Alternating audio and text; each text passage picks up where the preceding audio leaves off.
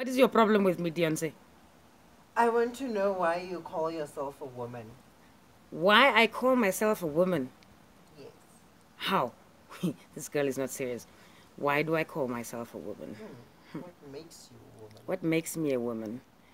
Well, the first entry point for me is that I affirm my physiology. And affirming my physiology basically meaning that I am physiologically a woman, of course, but of course I'm not fixed to my gender. That's a different discussion on its own. So, so my body, mind, and soul is in touch, and that is why I know I have gone through stages, and today I'm a full-blown woman. Yeah, I know that. You happy now, Deyonce? No. Like I like I'm not going. look beyond your physiology. Okay, should I look beyond my physiology? Let's leave that alone. Okay. Like what makes you a woman in society? Like what Oh, makes you a that. woman That's the in extended question then. yes. Then put it out like that. Well, besides affirming my physiological looks and the whole psychological being of myself, I know for a fact that my affirmation in my actions and role affirms that I'm a woman. So, one, I am somebody's daughter, somebody's sister, and I'm proud to be called that. And then I'm an aunt, and I've been a mother from that very young age. I've raised beautiful kids. They're just too gorgeous. Yeah. And also extended to that, I've been a mother to a lot of kids in my neighborhood who see me and still continue calling me Auntie Linda and come around and ask for whatever it is that they need, whether it is advice or in any sense. So, and also beyond, I have a broad, nurturing way of extending that affection, and but also knowing as a woman that I carry so many struggles, um, and those struggles are deep and intense, and yeah. Okay. That answers my question. But now let's talk about all those other aspects, okay? We said you don't conform to your gender. Yes, I don't conform to my gender. So, talk about what it is like being a woman that does not conform to that particular gender that is assigned to your sex at birth, right? Okay. What it feels like when you're interacting with other women that conform.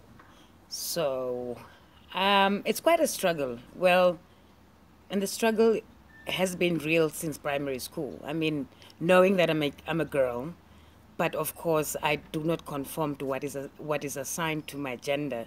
So that has been a struggle already from childhood. So, and those struggles, this prejudice that is carried towards us as women who do not look like ordinary women per se. And that initially makes other cisgendered women feel probably that we're going to be hitting on them and or that we find any other woman attractive, which is just a complete lie. Just because I'm lesbian or I identify as such. But what is also interesting is that the fact that you do not conform, there is this narrative that you might be homosexual. And that is where the confusion even comes in, because there are other cisgender women who are heterosexual and they do not conform to their gender. And yet they are at least accepted in a particular way. But us that come out and identify ourselves as homosexual women get a wrath of that cloth that's so bad that women think that we just want to hit on them. And no, we also have our particular preferences and attractions to people, whether you conforming or not conforming. So that has been a struggle. Being gender non-conforming and more also not in the middle, because you must also remember that being gender non-conforming also plays a critical role in the sense of how feminine are you in the GNC alignment versus how masculine are you. But some of us who are dykes, who are always in between, at times do not really feel welcome at any side of it. But I challenge the whole notion around gender in general, Deyonce. I just think the whole world is gender non-conforming, and this whole narrative of gender equality is supposed to actually advance the fluidity of gender, and now it's become sex equality, basically, you know. And yeah, so my womanhood and my femininity and my masculinity is so blended, and I'm so comfortable with that. So yeah. Okay. So, anyway, you shared, right? There's a lot of struggle there. Interacting with other women, cis. I would also like to hear about how you interact then with trans people, because you're gender non-conforming, which makes you fall under the broader umbrella, right? Yes. And how you deal with some of those challenges. Like, how do you overcome? Well, being GNC within the trans umbrella is a struggle. Because already the lesbians find us problematic because we do not conform to how a lesbian is supposed to be like. Then coming to the transgendered community, it even becomes problematic because the trans men feel that we are confusing the pyramid, and or the whole, you know, thing that makes it difficult, because now we do not conform and then they come around and then they conform.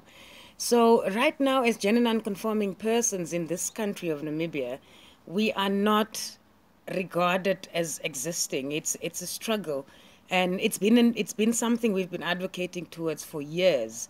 And through that, I find the transgender whole agenda being so medicalized, and that you need to be either or, and yet some of us are coming in, we're saying that you do not necessarily need to box yourself as long as you affirm who you are.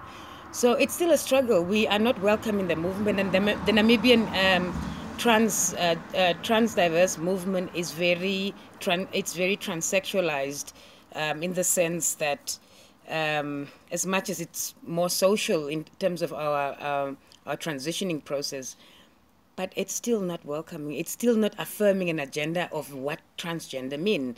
And I think we are challenging that narrative in order for us to be party to that movement and say the beauty about being transgender, it's that whole ownership that you have over yourself, in the sense that you control and you understand who you are, and you would not judge others who identify within that box. And I think for us gender non-conforming people, we're saying that do not confuse our identity with our sexual orientations. And I think that's where we go wrong in the trans movement in this country, that we also do not even discuss the notion of trans persons and their sexual orientations. Are you happy now? Can I go now? Yeah, we're good.